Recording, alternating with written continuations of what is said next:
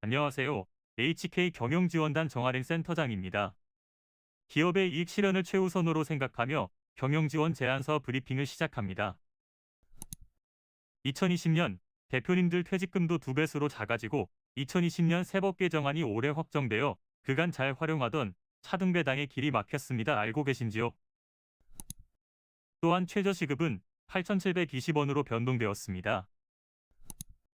법인에서 일어나는 일들은 꼭 일어나게 되는 라이프 사이클을 가지고 있는데요. 인생의 생로병사와 흡사하다고 할 수 있습니다. 또한 대표님들이 많이 고민하시는 것 중에 매출은 늘고 있는데 수익이 늘어나지 않아서 또는 어떻게 조직을 잘 활용해 볼까 등등 자주 바뀌는 조세 정책에 우리 회사는 적절하게 대응하고 있는지 등이겠지요. 물론 매출이나 전략, 인재, 관리 등은 대표님들께서 많이 알고 계신 부분입니다. 다만 리스크나 자금 평가 부분 등은 대표님들께서 잠시 놓치고 있으신 부분이기도 합니다. 저희 HK 경영지원단은 그간 2만 5천 개 업체의 회원사를 보유하고 있고요. 그간 컨설팅한 업체가 16만 건이 넘고 있습니다. 현재 800명이 넘는 컨설턴트의 조직으로 우뚝 서고 있습니다. 저희는 10개의 센터를 보유하고 있고요. 옆에 신문사설은 제가 나오는 센터 소개입니다. 저희는 회원사들의 인터뷰 등은 유튜브나 여러 가지 방송 매체로 송출하고도 있습니다. 보통 기업의 절세 전략으로 여러 가지 방법들이 있기는 합니다만 대표님, 혹시 청첩장이나 부고장도 경비 처리되는 것은 알고 계시지요? 그러나 1년에 몇 장까지 되는지는 잘 모르시더라고요. 60장까지 가능하셔요 대표님. 기장세무사 직원 1명이 20개 업체 등을 관리하니 자세한 안내 등은 알려드리기 쉽지 않은 게 실정입니다. 법무사님 또한 바쁘셔서 처음 원시 정관을 그대로 사용하시는 대표님들이 아직도 계시더군요. 자본금 10억 미만의 법인에서는 감사를 두지 않아도 되고 있음을 대표님들은 잘 모르시고 계신 경우가 있습니다. 물론 감사를 두셨다면 당연히 감사보고서 작성의 의무가 발생함에도 준비를 하지 않으셔서 곤욕을 치르시곤 하시죠.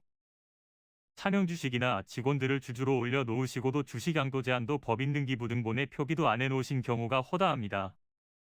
그리고 갑자기 중간 배당을 하시려고 해도 정관의 내용이 없어 허둥지둥하시다가 배당 시기를 놓치는 경우도 많이 보았습니다. 또한 감자나 자사주 취득을 할 때에도 부랴부랴 준비하시고 결국 세무당국에서 절차를 무시한 결과로 부인당하는 경우를 비일비재하게 보았습니다. 향후 유족보상금이란 제도도 활용하지 못하고 권리를 찾지 못하는 대표님들께는 꼭 정관정비의 필요성을 말씀드리고 있습니다. 사실 세무적인 관점에서만 보더라도 여러 가지 정관정비로 세율 구간이 달라지는 많은 효과를 볼 수 있기에 정관의 정비는 꼭 필요한 부분이라고 다시 한번 말씀드릴 수 있습니다. 기업의 자금 등 필요한 부분은 제조업일 경우 기술보증기금 또는 신용보증기금으로의 선택이 가장 쉽고 단순한 부분이지만 조금 더 중소기업청이나 중소기업진흥공단과 지방자치단체 자금도 써볼 만한 부분이기도 합니다. 물론 기술보증기금 쪽은 연구소나 벤처기업 확인과 이노비즈 등 가산점이 있기는 합니다. ISO나 연구소 등은 잠시 후 지편에서 안내해드리도록 하겠습니다. 물론 정책자금이라는 부분도 연구소가 있으면 정부 출연금과 보조금, 융자지원금 등의 특혜가 있기는 합니다만 재무부조 등의 준비 등이 필요한 부분이라고도 할 수 있습니다. 결국은 기업의 재무비율이나 재무이격도 등을 신경 써서 관리하고 재무제표에 반영해야 하는 것은 당연한 부분입니다. 그래서 빵빵빵 공업 주식회사의 기업평가 보고서를 저희가 준비해 보았습니다. 기업 현황과 기업의 가치 그리고 기업 부실지수 등을 진단 정리하여 요약한 것으로 저희 HK경영지원단의 AI 프로그램을 통하여 준비했습니다. 먼저 홍길동 대표님의 자산 총계와 부채 총계 그리고 자본 총계와 매출액 영업이익과 당기순이익을 그래프로 표현해 보았습니다. 2017년 이후 100억에서 86억 원으로 약간의 주춤거림은 있었지만 그래도 선방하셨습니다. 자기자본 비율, 즉 안정성 부분은 오각형 그래프에서 보듯이 낮게 분포되어 있습니다. 아무래도 부동산 과다법인인 경우 장기 차입금 등 부채가 좀 많이 포함되어 그렇게 보입니다. 매년 신용등급은 받으시고 계시네요. 채무에 대한 상환 능력은 인정되나 아무래도 불안 요소가 내포되어 있다는 것을 알 수 있습니다. 저희 회사에서는 신용등급 상향 부분도 컨설팅 해드리고 있습니다. 손익계산서상 동동업계와 산업평균 대비 평가기업이 가야 할 지표를 한눈에 보기 쉽게 준비해 보았습니다. 부채만 보더라도 단기 장기 차익금들이 많습니다. 자세한 부분은 세무조정계산서 3개년치가 있어야 정확히 파악됩니다. 기업부실지수인 알트만 지수는 은행권에서 대출을 실행하기 전 적정성 평가를 위한 기초적인 지수라고 보면 됩니다. 쉽게 말씀드리면 점수가 녹색인 경우 대출의 실행, 노란색은 조건부 대출, 빨간색은 절대 대출은 할 수 없는 점수라고 보면 되겠습니다. 그러므로 대표님들께서는 왜 우리는 대출이 안 되는 건지 또는 되는 건지에 관한 기준이 된다고 보면 됩니다. 이익잉여금이라 함은 법인이 직원들 봉급 등 모든 경비를 제외하고 남는 이익이 그동안 쌓여있는 건이라고 보시면 됩니다. 이익잉여금은 회사의 주가평가 부분에 있어서 큰 부분을 차지하고 있는데요.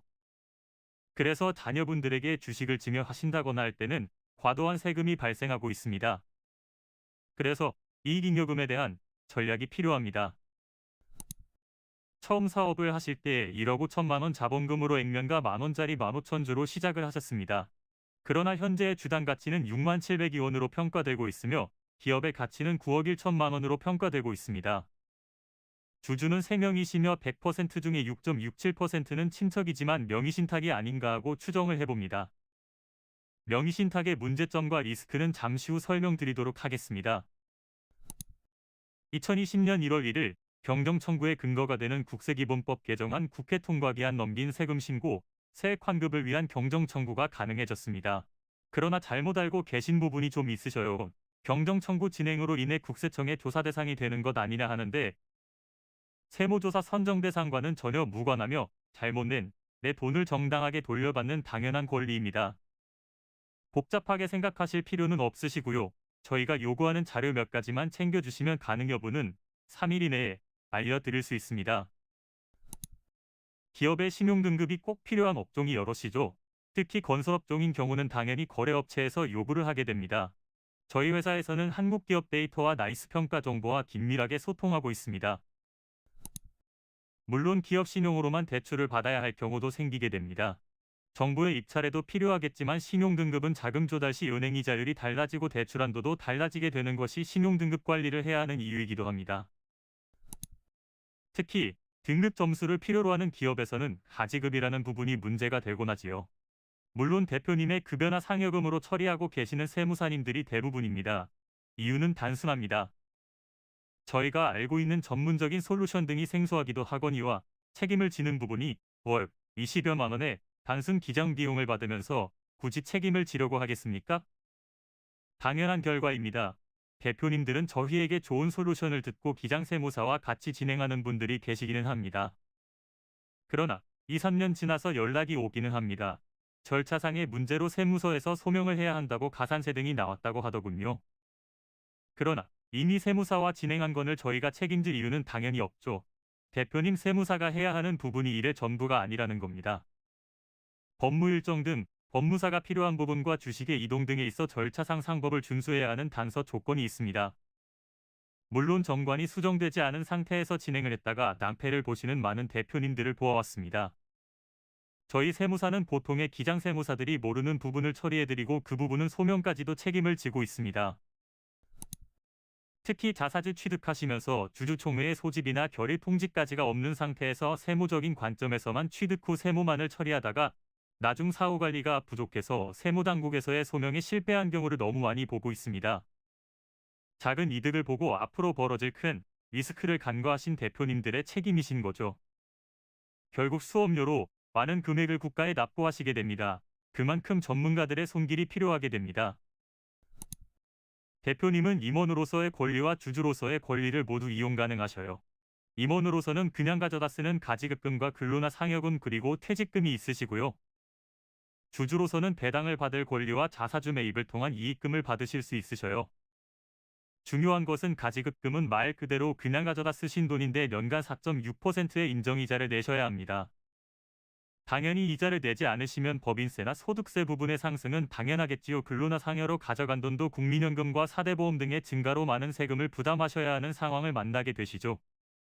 현존 퇴직소득세는 가장 적은 세율이기는 하지만 2020년부터는 퇴직금의 배수 적용도 2배수로 적용되었습니다. 배당을 통한 절세 전략도 분리과세되는 15.4% 세율은 2천만 원까지입니다. 초과되는 부분은 종합소득세 과세에 포함됩니다. 또한 2020년까지는 적용되던 차등배당도 올해 2021년부터는 유명무실해졌습니다. 10년간 증여에 포함되었거든요. 그러나 아직 STF라는 부분이 많이 사용되고 있습니다. 보통 감자나 소각이라고도 이야기하는 부분입니다. 소득세를 비교해 보자면 급여보다는 배당이 유리하고 배당보다는 퇴직금을 활용하는 방안이 제일 절세할 수 있는 부분입니다. 물론 효율적인 배당을 위해 자녀에게 지분 증여 후 배당을 추천해 드리고 싶습니다. 또한 매년 이익잉여금을 배당이라는 적은 세율로 절세할 수 있는 것은 놓치지 말아야 할 팁입니다.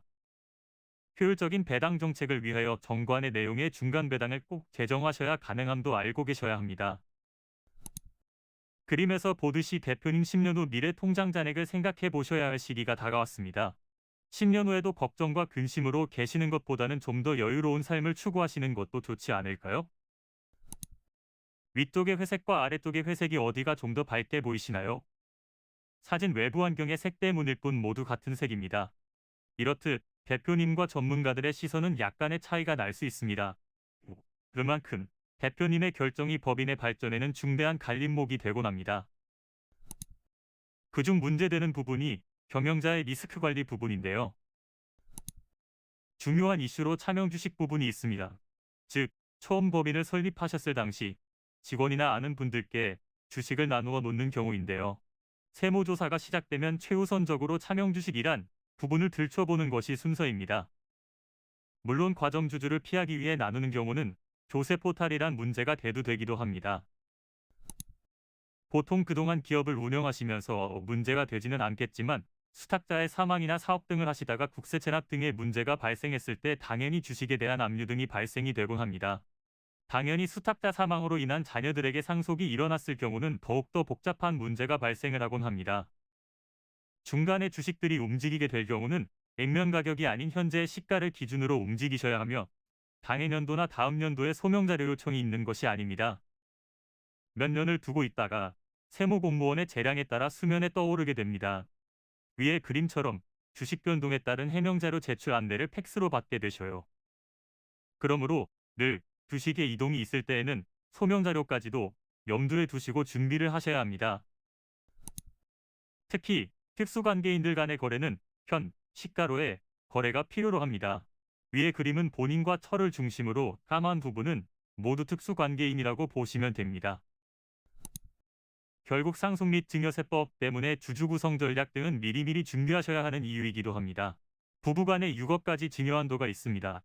또한 성년 자녀에게는 5천만 원까지 증여가 가능하셔요. 10년의 주기로 다시 부활하며 위를 잘 활용하시면 그 또한 절세의 포인트라고도 할 수 있습니다. 주주 구성뿐 아니라 지분에 대한 설계 전략도 준비하셔야 합니다. 특히 가업을 승계할 자녀에게 자연스러운 부의 이전도 생각해 보셔야 하는 부분이 있습니다. 만일 기업의 가치가 이미 커져서 현재 가치가 부담스럽다고 한다면 더더욱 빠른 전략과 시간을 확보하셔야 함은 당연한 이치이겠지요. 위의 표를 보시면 아시겠지만 세법들은 1년이 멀다 하고 계속 변화하고 있습니다. 그중 임원의 퇴직금 한도도 이제는 2배수로 변동되었습니다. 예전 대표님들은 10배수도 받아 가신 분들이 계셔요. 결국 변화되는 세법에 맞춰서 정관도 빠르게 수정해야 되는 시점입니다. 주식 간의 양도소득세도 10%에서 20% 이상으로 바뀌었습니다. 그동안 비과세되는 직무발명 보상금 한도가 줄어버렸습니다. 시간은 모두에게 평등하다고 합니다만 그래도 취득형 권리를 알고 계시면 남들보다 가치 있는 정보로 취득하실 수 있습니다. 특히 부동산이 많으신 대표님들께서는 가업상속에 있어서는 보다 많은 고민을 하시게 됩니다. 가업상속공제 제도도 비업무용 부동산에 대해서는 상속제외 대상입니다. 여러 가지 전략을 들어보시고 우리 법인의 필요 여부를 파악하셔야 합니다. 물론 시기와 절차도 아셔야 합니다. 단순히 세무사, 회계사가 전부인 듯 오해하시는 대표님들이 나중에 낭패를 보는 경우가 허다합니다. 시간은 기회를 기다려주지 않습니다. 지금 바로 제게 연락 주시기 바랍니다. 사람이 오래 산다 하여도 200년은 살지 못하죠. 당연히 상속은 일어나는 기정사실입니다. 보통 서울에 아파트가 있다고 하면 아무리 저렴해도 15억이 넘는 세상이 왔습니다. 갑자기 유고가 발생할 경우 상속세는 1억 500을 현금으로 6개월 이내에 납부하셔야 합니다. 상속세로 1억이 넘는 돈을 납부하시겠습니까? 아니면 사전에 증여를 통하여 한 푼도 내지 않으시겠어요? 국세청에 세금을 내지 마시라는 이야기가 아닙니다. 이미 절세할 부분을 알고 있으면서도 행하지 않으면 그것은 남들과 비교될 만큼 어리석은 행동입니다. 최소한 남들이 가는 방향성 정도는 알고 따라올 수 있는 상태는 유지하셔야겠죠? 이미 퇴직소득세도 계산 방법이 변화했습니다. 2016년 이후 퇴직소득세가 계속 세금 인상되어 왔습니다. 그러므로 대표님들께서도 퇴직금을 준비하셔야 합니다. 대표님들께서는 종업원들과 달리 퇴직금이 정관에서 위임된 별도의 퇴직급여 지급 규정에 따라 지급해야 합니다. 해당 사유도 법인세법 시행령 44조에 명시되어 있습니다. 법인에서도 퇴직금을 지급하고 손금 산입 인정을 받으려면 꼭 정관을 찾아서 새롭게 변경을 하셔야 합니다. 법인정관 안에는 임원의 퇴직금과 유족보상금을 꼭 명시해 주시기를 바랍니다. 또한 대표님들 늘 말씀하시기를 먹고 죽을 것도 없는데 무슨 적금이나 보험을 드냐고 말입니다. 그럼 이렇게 여쭈어 보겠습니다. 나중에 퇴직할 때 법인에 돈이 없어서 퇴직금을 못 받으니 그냥 퇴직하시겠다. 그럼 단순하게 과연 그렇게 종결될까요? 아닙니다. 대표님이 받지 않은 퇴직금이 법인에게는 이익으로 잡히게 됩니다. 대표님은 법인에게 증여를 해주신 셈이 됩니다. 법인은 당연히 법인세를 내야 하며 이익으로 잡힌 부분은 당연히 법인세 증가로 이어지게 됩니다. 이렇듯 하나만 보시고 둘을 못 보시게 됩니다. 당연합니다. 평생에 한 번이나 실행하는 퇴직금과 퇴직세까지 챙기시는 대표님들은 소수이셔요. 그치만 그 소수이신 분들은 나중에 알게 되시죠. 왜 컨설턴트들이 기업체와 공존하는지를요. 그래서 법인자산 계정을 활용하는 방법 중 보험이란 계정을 활용하는 것입니다. 제조업인 경우는 인증제도를 활용하시는 것이 기업의 발전 가능성이나 비전을 제시하시기에 적절한 제도입니다.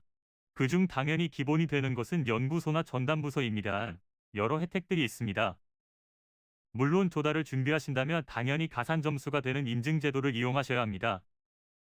외국으로 수출을 하는 업체는 더더욱 필요합니다. 저희 회사가 도와드릴 수 있습니다. 연구소나 전담부서를 준비하셨다고 하면 당연히 법인세와 소득세 감면 효과가 큰 벤처기업 인증을 준비하셔야죠. 이노비즈를 통하여 정책자금 등 우대를 받을 수도 있습니다. 물론 메인비즈를 통한 많은 혜택도 놓치지 않으셨으면 합니다. 이 또한 저희 회사에서 지원해드리는 서비스에 포함되어 있습니다. 연구소와 전담부서의 설립 구성 요건 등입니다. 인적 요건이 충족하신다고 하면 준비하지 않을 이유가 하나도 없습니다. 도세 지원 항목들을 보시면 세액공제 부분이 상당히 많습니다. 연구원 수별 세액공제액이 차이가 납니다. 3명만 되더라도 1년간 모든 경제활동을 하시고 내야 할 세금에서 1,800여만 원을 제해준다는 의미입니다.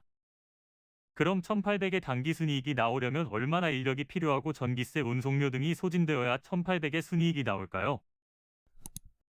물론 4대 법정의무 교육은 매년 꼭 실시하시고 계신 거죠? 종업원이 직무과정에서 발명한 것을 기업이 승계하고 종업원에게는 정당한 보상을 하는 제도인 직무발명제도를 알고 계시는지요?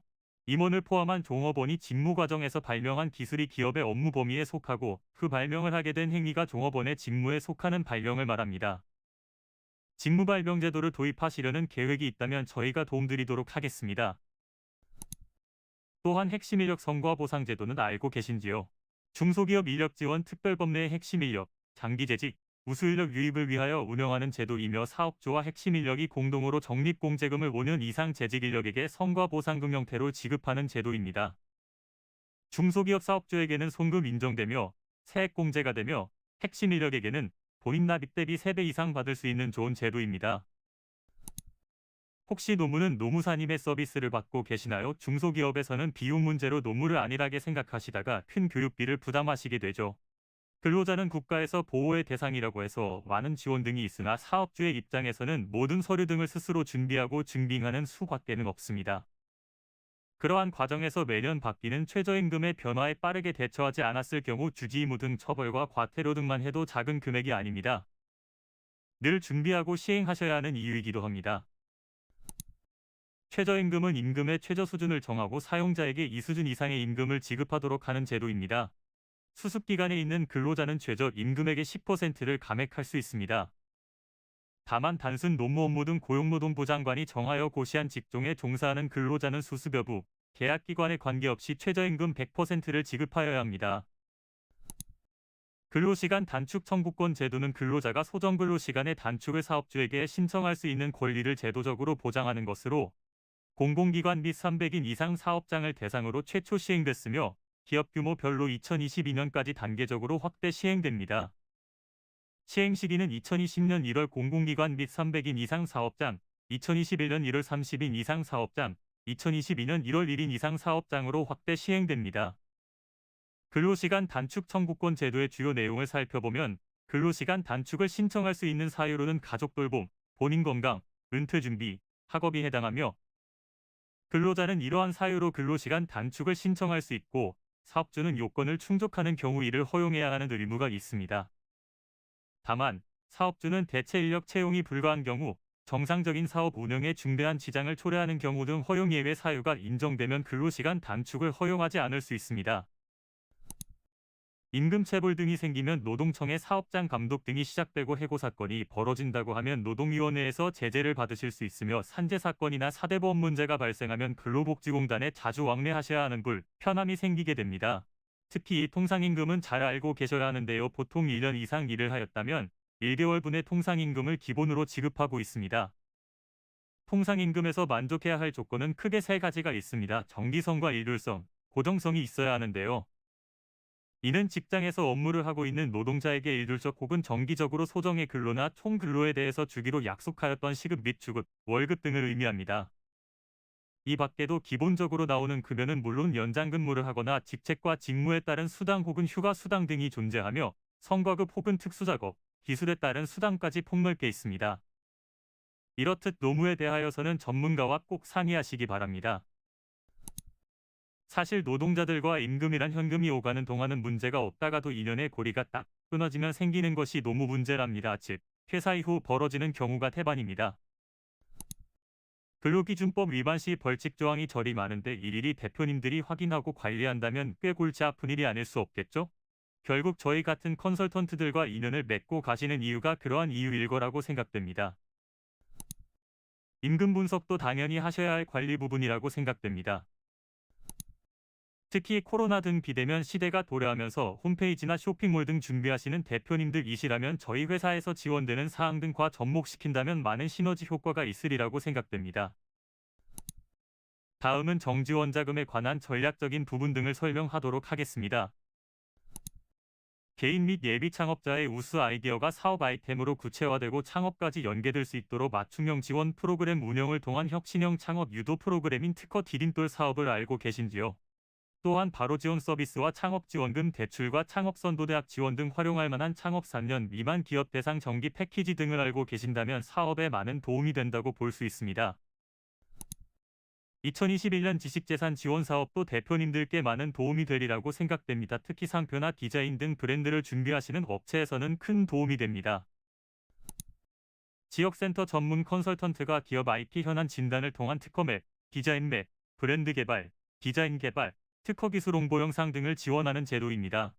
특허기술 홍보 영상 제작과 특허맵, 특허 PCT, 디자인맵, 제품 디자인 개발, 제품 디자인 모고, 화상 디자인 개발, 포장 디자인 개발, 신규 브랜드 개발, 리뉴얼 브랜드 개발 등이 있습니다.